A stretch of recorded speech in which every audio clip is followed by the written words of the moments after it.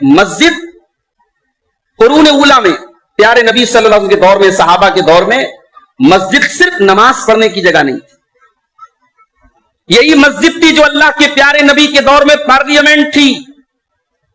اسی مسجد میں بدر اور حنین کے مارکوں کی میٹنگیں ہوئیں اور ان کی پلاننگ کی گئی. انہی مسجدوں میں اللہ کے پیارے نبی کا قائم کیا ہوا, اسی مسجد میں, مسجد نبوی میں اللہ کے پیارے نبی کا قائم کردہ وہ مدرسہ تھا جسے ہم اصحاب صفہ کا مدرسہ کہتے ہیں. اسلامی تاریخ کا پہلا مدرسہ پیارے نبی کی مسجد میں ایک کونے میں ایک چبوترا بنا تھا, اسی پر چلتا تھا.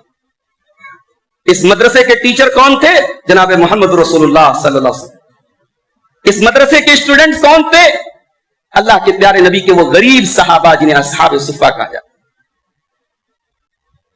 جن کے بدن پر ایک چادر ہوتی تھی, وہی ایک چادر ان کی لنگی ہے, وہی ایک چادر ان کا کرتا ہے. ایک چادر پہ اکتفا کر لیتے تھے, ان کے پاس دوسری چادر کی طاقت نہیں ہوتی. ان کے پاس نہ کوئی کام تھا, نہ دھندا تھا, نہ تجارت تھی, نہ بزنس تھا. ان کی زندگی کا مقصد کیا تھا؟ قال رسول اللہ, قال رسول اللہ, نبی کی حدیثوں کو سننا, نبی کی حدیثوں کو یاد کرنا اور نبی کی حدیثوں کو دنیا تک پہنچانا.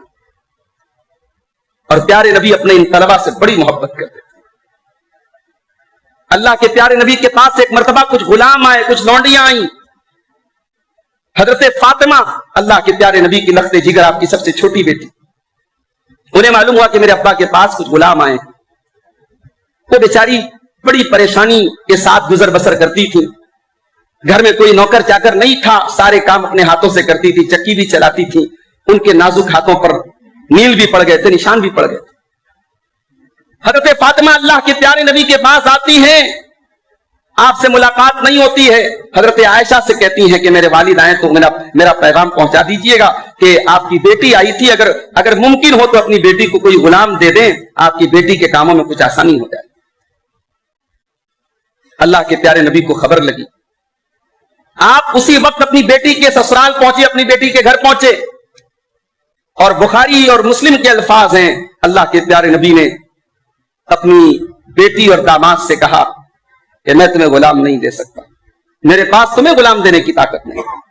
اور مسند احمد کے الفاظ یہ ہیں کہ اے میری لخت جگر فاطمہ, میرے اصحاب صفہ, میرے مدرسے کے وہ اسٹوڈنٹس, میرے مدرسے کے وہ طلبہ جو مجھ سے دین کا علم حاصل کر رہے ہیں, ابھی ان کے کھانے کا انتظام کرنا ہے, ابھی ان کی بود و باش کا انتظام کرنا ہے. جب تک میں ان کا انتظام نہیں کر دیتا میں تمہیں کوئی غلام نہیں دے سکتا. نبی کی نظر میں دین کا علم حاصل کرنے والوں کی اتنی اہمیت تھی. نبی نے اپنی بیٹی کی ضرورت کے اوپر دین کا علم حاصل کرنے والے ان طلبہ کی ضرورت کو مقدم رکھا. میرے پیارے ساتھیوں, تو نبی کی مسجد میں وہ مدرسہ چلتا تھا. اسی مدرسے میں نبی اکرم کے دور کے بعد صحابہ کا دور آیا. صحابہ کرام انہی مسجدوں میں بیٹھ کر کے حدیث کا درس دیتے تھے. پھر صحابہ کرام ہی کے دور میں جب تابعین کا دور آیا, امام مالک ابن انس رحمت اللہ علیہ اسی مسجد نبوی میں حدیث کا درس دیتے تھے. مسند حدیث ان کی لگتی تھی اور ہزاروں طلبہ حدیث کا علم حاصل کرتے. معاف کیجئے گا میرے بھائیوں, ہم نے مسجدوں کا دائرہ بڑا محدود کر دیا. ہمارے یہاں تو مسجدیں صاحب نماز کے ٹائم کھلتی ہیں اور سنتوں سے فراغت کے بعد تالا لگ جاتا ہے. بس مسجدوں کا اتنا کام ہے کہ 5 ٹائم اس میں نماز. مسجد اسلام میں ایک بہت ہی ملٹی پرپز جگہ ہے, ایک بہت کثیر المقصد جگہ ہے. مسجدیں اسلام کی تعلیم گاہ ہیں, تربیت گاہ ہیں, اور یہاں سے بڑی بڑی ہستیاں میرے پیارے ساتھیوں. اور جب ہم مسجدوں کی بات کرتے ہیں تو اسلامی تاریخ میں 3 مسجدیں ایسی ہیں جو سب سے اعلیٰ ہیں, سب سے اشرف ہیں. اور یہی وہ 3 مسجدیں ایسی ہیں جہاں ثواب کی نیت سے سفر کر کے جایا جا سکتا ہے. دنیا کی کسی اور مسجد میں آپ ثواب کی نیت سے سفر کر کے نہیں جا سکتے. لا تشد الرحال الا الى 3 مساجد. 3 مسجدیں ایسی ہیں جہاں آپ ثواب کی نیت سے سفر کر کے جا سکتے ہیں. ایک تو المسجد الحرام, خانہ کعبہ ہے, مسجد حرام ہے. وہ مسجدی حاضہ, اور دوسری مسجد اللہ کے پیارے نبی فرماتے ہیں میری مسجد ہے مسجد نبوی, اور تیسری مسجد ہے مسجد اقصی بیت المقدس. یہ 3 مسجدیں ایسی ہیں جہاں آپ سفر کر سکتے ہیں ثواب کی نیت سے. ارے جب 3 مسجدوں کے علاوہ چوتھی مسجد کا سفر نہیں کر سکتے ثواب کی نیت سے, تو کسی اور कब्र का या किसी मजार का या किसी दरगाह के सफर करने का तो कोई सवाल ही पैदा नहीं होता। दुनिया में से 3 मस्जिदें ऐसी हैं जहां सवाब की नीयत से और अल्लाह की रजा की नीयत से आप सफर कर सकते हैं। बाकी आप सफर में गए, मस्जिद आई, आपने नमाज पढ़ लिया, वो अलग बात है। सवाब की नीयत से आप सिर्फ 3 मस्जिदों का सफर कर सकते हैं और इन तीनों मस्जिदों का बड़ा मकाम है मेरे पास। मस्जिद हराम का क्या मकाम है? 1 नमाज का सवाब 1 लाख नमाज के बराबर। और मस्जिद हराम ये वही मस्जिद है, अल्लाह कुरान में कहता है इन्ना अव्वल बैतिन वुदिया लिन्नास लल्लज़ी बिमक्का, कि अल्लाह की इबादत का पहला घर जो है वही खाने काबा है जो मक्का में बनाया। उसके बाद मस्जिद नबवी है दूसरे नंबर पे, उसमें 1 नमाज का सवाब दूसरी मस्जिदों के मुकाबले 1000 नमाज के बराबर है। और तीसरी मस्जिद है बैतुल मुक़द्दस, जिसमें 1 नमाज का सवाब 500 मस्जिदों के बराबर। मेरे अजीजों, मेरे बुजुर्गों, आज बड़े अफसोस की बात है, मस्जिद से आज मुसलमान दूर हो रहा है। हमारे प्यारे नबी मदीना पहुंचे तो आपने अपना घर नहीं बनाया। पहले कभी जाकर के नबी की हिजरत की तारीख पढ़ लेना, नबी की सीरत पढ़ लेना। प्यारे नबी सल्लल्लाहु अलैहि वसल्लम अपने हिजरत के सफर में आपने जब मदीना में कदम रखा, आप कुबा पहुंचे, वहां आपने मस्जिद कुबा की बुनियाद रखी। आपने जहां जुमा की नमाज पढ़ाई वहां मस्जिद जुमा आज भी कायम है, मस्जिद जुमा वहां पे मौजूद है। और मदीना पहुंचने के बाद भी आपने अपना घर बाद में बनाया, पहले अल्लाह का घर बनाया, पहले मस्जिद बनाया। एक मुसलमान की जिंदगी में मस्जिद बड़ी अहमियत रखती है मेरे पास। और ये मस्जिद वो जगह है, अगर आपने उसकी तामीर में अपनी ताकत के मुताबिक 1 रुपया भी अगर दिया है, वो 1 रुपया भी आपका आएगा नहीं जाएगा। अल्लाह के प्यारे नबी फरमाते हैं, बुखारी और मुस्लिम की रिवायत है, मन बना लिल्लाहि बैतन यब्तगी बिही वजहल्लाहि अज़्ज़ वजल, जिसने अल्लाह को राजी करने के लिए अल्लाह का घर बनाया, बनल्लाहु लहू बैतन फिल जन्नह, अल्लाह उसके लिए जन्नत में उसी के जैसा घर बनाएगा। और एक हदीस में अल्लाह के प्यारे नबी यहां तक फरमाते हैं कि कयामत के दिन अल्लाह ताला आवाज देगा, आईना जीरानी, मेरे पड़ोसी कहां है? आईना जीरानी, मेरे पड़ोसी कहां है? फरिश्ते कहेंगे अल्लाह, किसी के लिए ये कहां से किसी के लिए कहां से ये लायक हो सकता है, मुनासिब हो सकता है कि वो तेरे पड़ोस में रहे? तेरा पड़ोसी कौन बन सकता है? अल्लाह ने कहा मेरे पड़ोसी हैं कौन? उम्मारुल मसाजिद, मस्जिदों को आबाद करने वाले, मस्जिदों को आबाद करने वाले, मस्जिदों को बनाने वाले, मस्जिदों में नमाज पढ़ने वाले, वो अल्लाह के पड़ोसी हैं। अल्लाह तबारक व तआला उनको अपना पड़ोसी करार। और याद रखिए मेरे भाइयों, मस्जिद में की तामीर में हिस्सा लेने वाला अपनी आखिरत बना रहा है, अपने मरने के बाद भी अपनी नेकियों का सिलसिला जारी कर रहा है। इब्न माजा की रिवायत है, अल्लाह के प्यारे नबी सल्लल्लाहु अलैहि वसल्लम फरमाते हैं, इन्ना मिम्मा यल्हकुल मुमिना मिन अमलिही बाद मौतिही, कि मोमिन जब मर जाता है उसका अमल रुक जाता है, उसके अमल का सिलसिला रुक जाता है, मगर 7 चीजें ऐसी हैं जिनका सवाब मरने के बाद भी मिलता रहता है। इल्मन अल्लमहु व नशरहु, अपने पीछे कोई इल्म छोड़ के गया, कोई किताब लिख दिया, कोई तकरीर रिकॉर्ड करा के चला गया, कोई मजमून लिख दिया, कोई भी मदरसे में बच्चों को पढ़ा दिया, अपना इल्म फैला के गया है, उसका इल्म जब तक बाकी है उसका सवाब मिलता है। और दूसरी चीज, ववलदन सालिहन तरकहु, अपने पीछे नेक औलाद छोड़ के गया है जो औलाद उसके लिए दुआ कर रही। तीसरी चीज, वह मुसहफन वर्रसहु, कुरान का कोई नुस्खा किसी मस्जिद में दे दिया, किसी मदरसे में दे दिया, किसी हिफ्ज़ खाने में दे दिया, बच्चे पढ़ रहे हैं, उस कुरान से लोग तिलावत कर रहे हैं, उसका सवाब उसको मिलता रहे। वह मस्जिदन बनाहु, और चौथी चीज, किसी मस्जिद की तामीर करके गया है, उसका सवाब भी उसको मिलता रहे।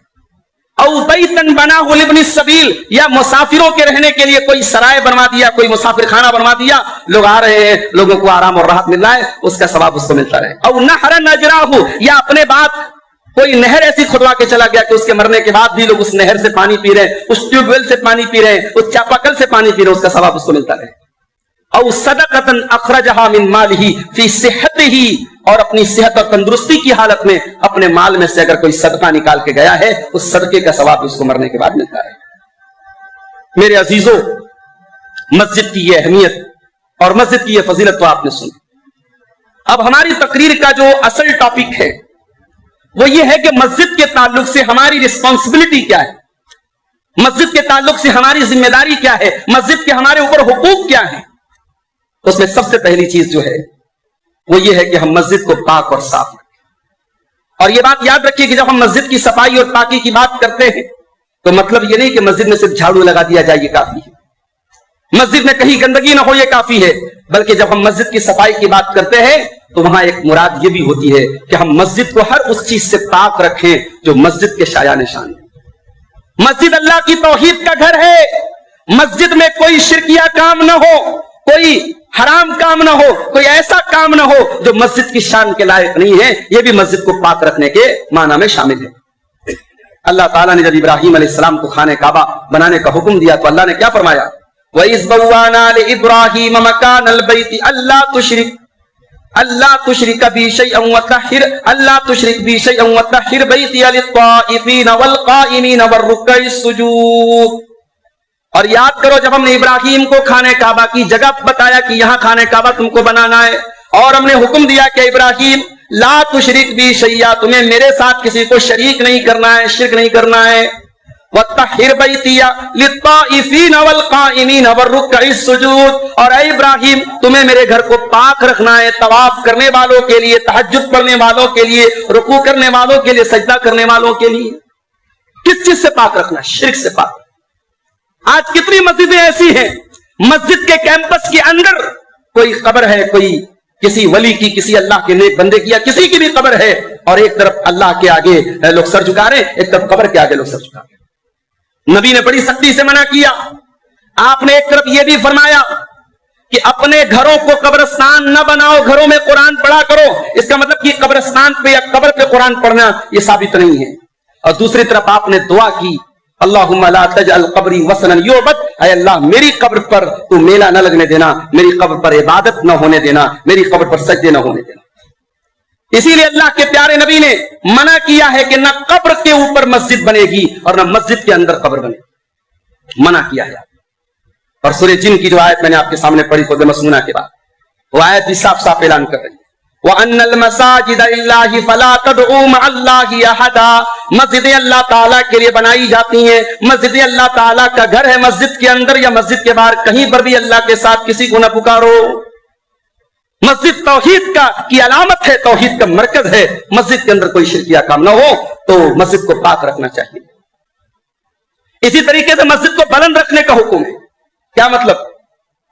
فی بیوت اذن اللہ ان ترفع، مسجدوں کو اللہ نے بلند کرنے کا حکم دیا ہے۔ کیا مطلب ہے؟ یعنی مسجدوں کی ہائٹ زیادہ ہو؟ نہیں، مسجدوں کو بلند کرنے کا مطلب یہ ہے کہ دنیاوی گندگیوں سے اور دنیاوی معاملات سے مسجد کو پاک رکھا جائے۔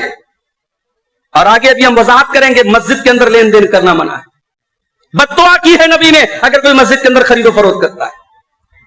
کسی کا سامان گم ہوا ہے، اللہ کے نبی نے بد دعا کی ہے جو سامان گم ہونے کا اعلان مسجد میں کر رہا ہے اس کا سامان نہ ملے۔ فی بیوت اذن اللہ ان ترفع، مسجدوں کو اللہ نے بلند کرنے کا حکم دیا ہے۔ یسبح لہ فیہا بالغدو والآصال، اور مسجدوں کے اندر صبح شام اللہ کی تسبیح بیان کرتے ہیں۔ رجال لا تلہیہم تجارۃ ولا بیع عن ذکر اللہ، اللہ کے ایسے بندے اللہ کی تسبیح بیان کرتے ہیں جن کا کاروبار اور جن کا لین دین ان کو اللہ کے ذکر سے غافل نہیں کرتا، نماز سے غافل نہیں کرتا۔ آپ جتنے بڑے بھی بزنس مین، جتنے بڑے بھی کاروباری ہوں، اگر آپ کا کاروبار آپ کو نماز سے روک رہا ہے، آپ کا بزنس آپ کو نماز سے روک رہا ہے، اللہ کی نظر میں آپ اللہ والے نہیں ہیں، اللہ کی نظر میں آپ متقی نہیں ہیں۔ متقی وہ لوگ ہیں وہ کاروبار بھی کرتے ہیں، وہ بزنس بھی کرتے ہیں، مگر ان کا کاروبار اور ان کا بزنس ان کو نماز سے غافل نہیں کرتے۔ کیوں؟ یخافون یوما تتقلب فیہ القلوب والابصار، وہ اللہ کے نیک بندے قیامت کے دن سے ڈرتے ہیں جس دن لوگوں کی نگاہیں اور لوگوں کے کلیجے الٹ پلٹ جائیں گے، نہ آنکھیں اپنی جگہ رہیں گی، نہ کلیجے اپنی جگہ رہیں گے، لوگ دہشت اور خوف کے سائے میں اس وقت ہوں گے۔ وہ قیامت کے دن سے ڈرتے ہیں جن کا کاروبار اور جن کا لین دین ان کو نماز سے غافل نہیں کرتا ہے۔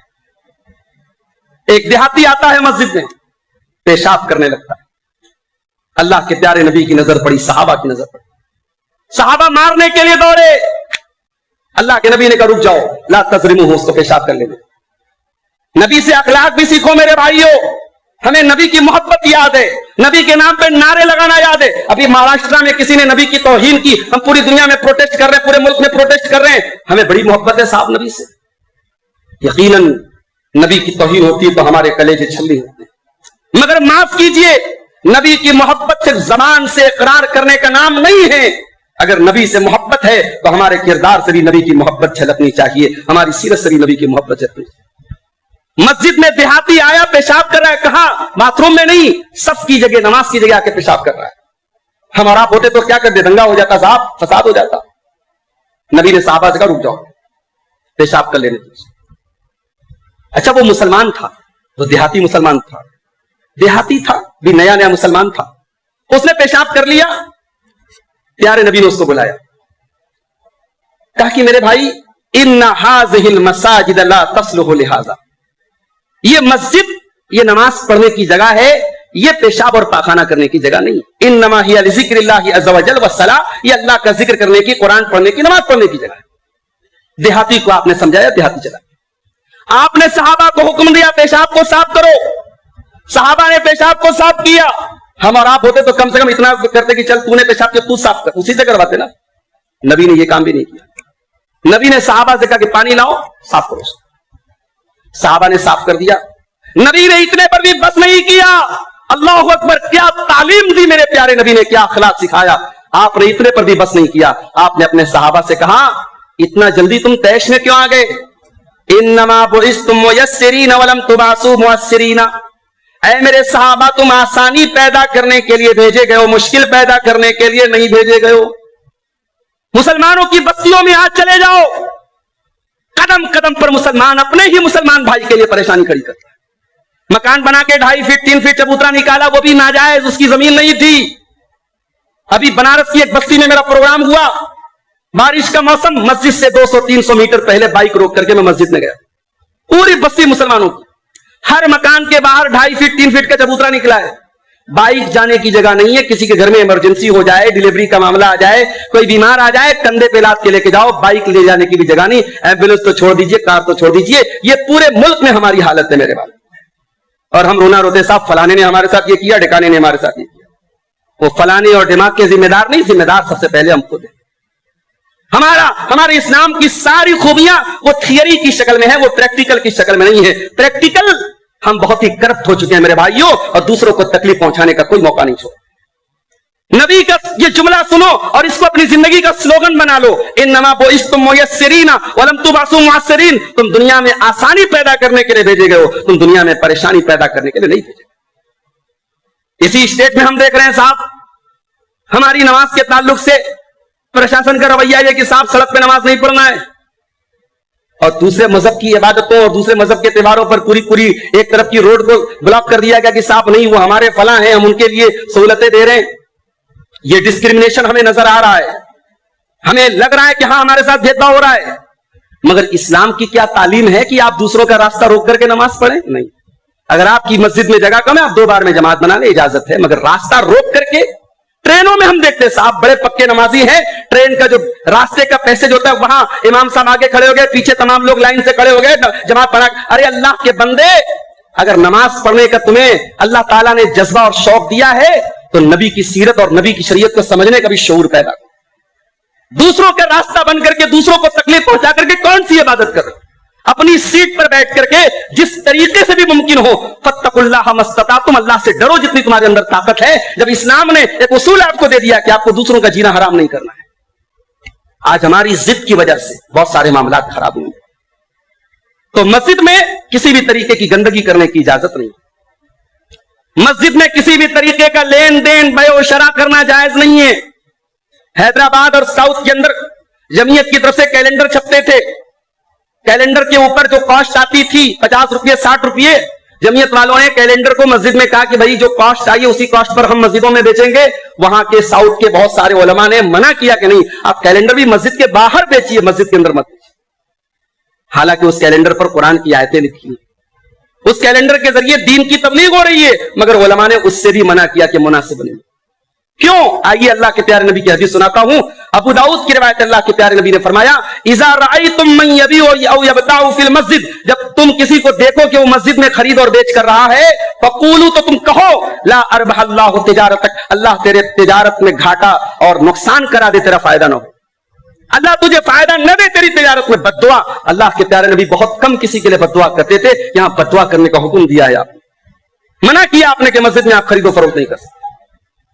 اسی طریقے سے میرے بھائیوں, مسجد میں کوئی بدبودار چیز، کوئی ایسی چیز جس سے دوسروں کو تکلیف پہنچے، ایسی چیز کھا کر کے آنا منع ہے۔ اللہ کے پیارے نبی صلی اللہ علیہ وسلم فرمایا من اکل من هذه الشجرہ، جو ان درختوں میں سے کوئی چیز کھا لے، من الثوم والبصل والقراص، لہسن کھا لے، کچا لہسن کھا لے، یا کچا پیاز کھا لے، یا گندھنا، وہ بھی ایک بڑی مہک والی سبزی ہوتی ہے، ان تینوں چیزوں میں سے کوئی چیز کھا لے، فلا یقربن فی مساجدنا، وہ ہماری مسجدوں کے قریب نہ ہے۔ کچا پیاز اور کچی لہسن کھا کر کے مسجد میں نہ آئے اور بیڑی پی کے آ جائے اور گٹکھا کھا کے آ جائے۔ اگر کچا پیاز اور کچا لہسن سے فرشتوں کو تکلیف پہنچ رہی ہے اور نبی نے آنے سے منع کیا ہے، تو ہمارے وہ بھائی جو بیڑی اور سگریٹ پیتے ہیں، اور ماہرین کا ماننا ہے کہ بیڑی اور سگریٹ پینے والا جتنا اپنے آپ کو نقصان پہنچاتا ہے اس سے کہیں زیادہ وہ اپنے آس پاس کے لوگوں کو نقصان پہنچاتا ہے۔ یہ الگ بات ہے کہ ابھی بھی بعض لوگ جو ہے مسئلہ پوچھتے ہیں مولوی صاحب یہ بیڑی سگریٹ مکروہ ہے کہ حرام ہے؟ ارے بھائی اب نیچے اتر جاؤ، حرام ہے وہ، مکروہ نہیں ہے وہ۔ جس چیز سے آپ کی جان جا رہی ہے، جس چیز سے آپ کو کہ جسم کو خطرہ ہے، جس چیز سے سماج کو خطرہ ہے، اس میں کوئی اف اور کوئی بٹ ہے ہی نہیں، وہ حرام ہے۔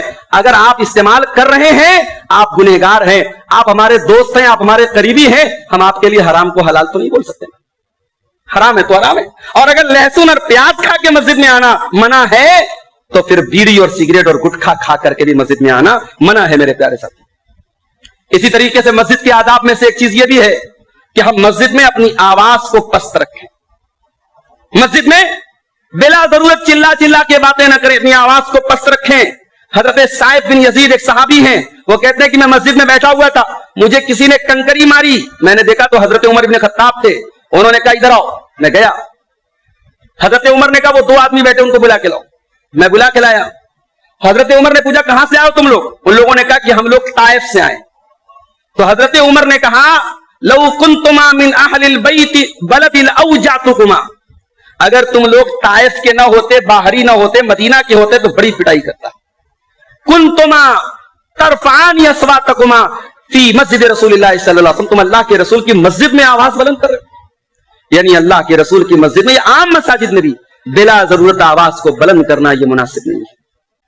اسی طریقے سے مسجد میں کسی بھی طریقے کا فتنہ برپا کرنا، عرب علماء سے آپ مسئلہ پوچھیں گے مسجد میں سیکنڈ جماعت بنانا کیسا ہے، منع کریں گے وہ، حالانکہ اصلاً سیکنڈ جماعت بنانا جائز ہے، مگر کہیں کہیں کیا ہوتا ہے لوگ سیکنڈ جماعت اس لیے بناتے ہیں امام صاحب سے غصہ ہوتے ہیں، ناراضگی ہوتی ہے، امام صاحب سے پٹری نہیں کھا رہی ہے تو چلو صاحب وہ انتظار میں 8:30 بجے عشاء کی جماعت ہے، وہ 9 بجے مسجد میں آئیں، الگ جماعت بنائیں، فتنہ برپا کرتے ہیں۔ کتنے لوگوں کو تو میں نے یہاں تک دیکھا امام صاحب سے کوئی مسئلہ ہو گیا، کمیٹی کے کسی آدمی سے مسئلہ ہو گیا، مسجد میں آنا بند کر دیتے۔ بھائی مسجد سے کیا جھگڑا ہے اللہ کے بندے؟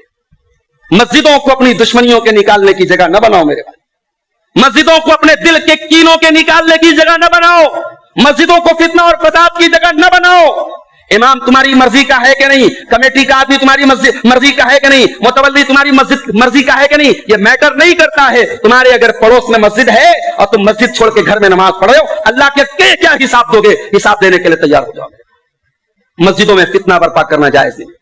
اللہ قرآن میں کہتا ہے یسألونک عن الشہر الحرام قتال فیہ، اے میرے نبی لوگ آپ سے سوال کرتے ہیں کہ حرمت والے مہینے میں اگر جنگ کرنا پڑ جائے تو کر سکتے ہیں کہ نہیں؟ قل قتال فیہ کبیر، اے نبی آپ کہہ دو کہ حرمت والے مہینے میں جنگ کرنا بہت بڑی بات ہے۔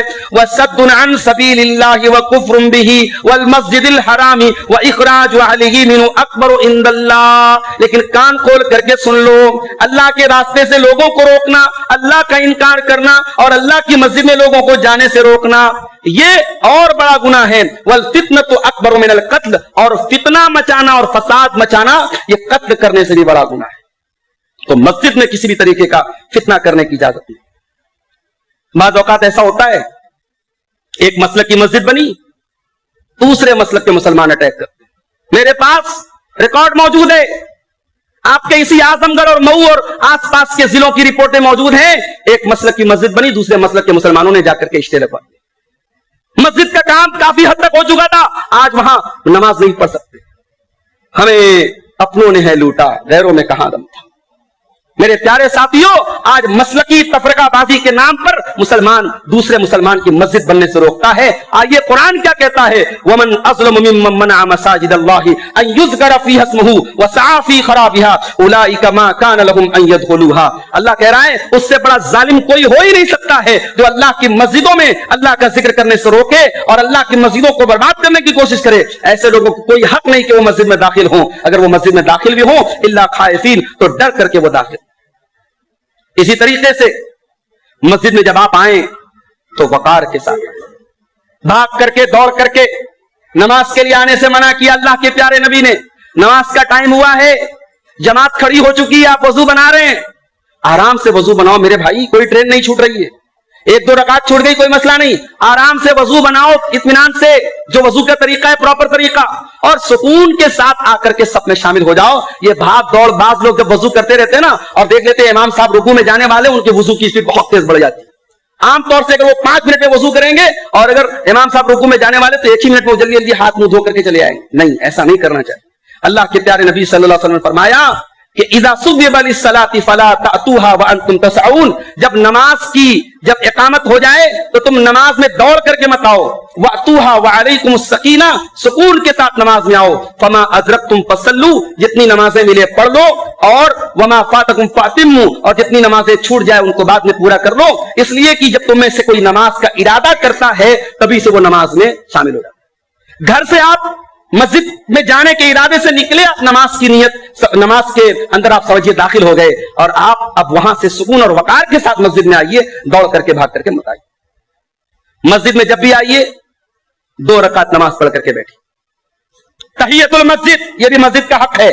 اللہ کے پیارے نبی نے فرمایا اذا دخل احدکم المسجد فلیرکع رکعتین قبل ان یجلس، جب تم میں سے کوئی مسجد میں آئے تو 2 رکعت نماز پڑھ کر کے بیٹھے۔ ہاں، آپ مسجد میں آئے اور جماعت کھڑی ہو گئی ہے، پہلے فرض نماز پڑھیں، لیکن آپ عام ٹائم میں بھی آئے ہیں، کسی بھی وقت آپ، حتیٰ کہ جن اوقات میں نماز پڑھنا منع ہے، ممنوع اوقات ہیں، ان میں بھی تحیۃ المسجد منع نہیں ہے، یہ مسئلہ یاد رکھیے۔ عصر کے بعد آپ نفل نہیں پڑھ سکتے، فجر کے بعد آپ نفل نہیں پڑھ سکتے جہاں تک کہ سورج نکل جائے اور سورج ڈوب جائے، لیکن اگر آپ مسجد میں آتے ہیں تو آپ تحیۃ المسجد اس ٹائم بھی پڑھ سکتے ہیں۔ جس طریقے سے جمعہ کے دن زوال کے ٹائم نماز پڑھنا مکروہ نہیں ہے، عام دنوں میں زوال کے ٹائم نماز پڑھنا مکروہ ہے، مگر جمعہ کے دن اگر آپ 10 بجے بھی مسجد میں آ گئے، 11 بجے بھی مسجد میں آ گئے تو امام کے خطبہ کے لیے بیٹھنے تک کنٹینیو آپ 2 رکعت کر کے جتنی چاہے نفل پڑھ سکتے، اس دن زوال کے ٹائم نماز پڑھنا مکروہ نہیں ہے۔ اسی طریقے سے تحیۃ المسجد کے لیے کوئی وقت مکروہ نہیں، آپ جب بھی مسجد میں آئے 2 رکعت نماز پڑھ کر کے مسجد میں بیٹھے۔ اللہ کے پیارے نبی نے بڑی سختی سے اس کا حکم۔ بعض لوگ آتے ہیں نا محلے میں، پوچھتے مسجد کہاں ہے، اچھا مسجد کا پتہ لگ گیا، آئے پیشاب کیے چلتے بنے، مسجد میں آئے پیشاب کیے چلتے بنے۔ بھائی یہ مسجد ہے، موترالے نہیں ہے، یہ پیشاب گاہ نہیں ہے، معاف کیجئے گا، یہ مسجد کی توہین نہیں ہے، مسجد کی حرمت نہیں۔ آپ مسجد میں آ رہے ہیں، ہاں کوئی ایمرجنسی ہے، بہت جلدی، الگ بات ہے، آپ کے پاس ٹائم ہے، وقت ہے، مسجد میں آپ آئے، پیشاب کیا، ہاتھ دھویا، نکل گیا، ارے بھائی جس وضو کھانے کے بعد بیٹھ کے تم نے ہاتھ دھویا وہی 2 منٹ لگے گا، وضو کر لو اور 2-3 منٹ اور لگے گا 2 رکعت نماز پڑھ لو۔ تو 2 رکعت یہ تحیۃ المسجد پڑھنا، یہ بھی مسجد کے حقوق میں شامل ہے۔ اسی طریقے سے جب آپ مسجد میں آئیں تو جہاں جگہ ملے وہاں بیٹھ۔ بعض لوگ کیا ہوتے ہیں، ان کی جگہ خاص ہوتی ہے، امام صاحب کے ٹھیک پیچھے بیٹھنا ہے، ممبر سے دائیں بیٹھنا ہے تو دائیں بیٹھنا ہے، دوسروں کی گردنیں پھلانگ کے آئیں گے، دائیں بیٹھیں گے، بائیں بیٹھیں گے۔ مسجد میں جگہ فکس مت کیجیے، اگر آپ کو جگہ اپنی فکس چاہیے پہلے آپ آئیے، بعد میں آپ آئے ہیں جہاں جگہ ملے وہاں آپ بیٹھ جائیے۔ ایک آدمی آیا لوگوں کی گردنیں پھلانگ کر کے، اللہ کے پیارے نبی خطبہ دے رہے تھے، آپ نے دیکھا لوگوں کی گردنیں پھلانگ کیا، اجلس، آپ نے کہا بیٹھ جاؤ، فقد آذیت، تو نے دوسروں کو تکلیف پہنچایا ہے۔ تو یہ گردنیں پھلانگ کر کے آنا یہ دوسروں کو، ہاں امام اگر ہے، امام اور خطیب جو ہے وہ اگر 12:30 بجے بھی جمعہ کا خطبہ ہے اور 12:28 پر بھی وہ آتا ہے تو وہ آ سکتا ہے، اس کے لیے آپ کو راستہ بنانا پڑے گا۔ اب آپ پوچھیں گے اس کی دلیل کیا ہے؟ اللہ کے پیارے نبی نماز کے لیے، خطبے کے لیے بالکل وقت پر آتے تھے، تو امام صاحب بھی تھوڑا پہلے آئے تو اچھا ہے، لیکن اگر امام آتا ہے تو وہاں آپ نہیں کہیں گے صاحب امام صاحب بھی آئے ہیں، ان کے لیے آپ تھوڑا جگہ بنا دیں، پیسے بنا دیں، آپ کو بنانا چاہیے۔ اسی طریقے سے جب مسجد میں داخل ہوں تو دعا پڑھ کے داخل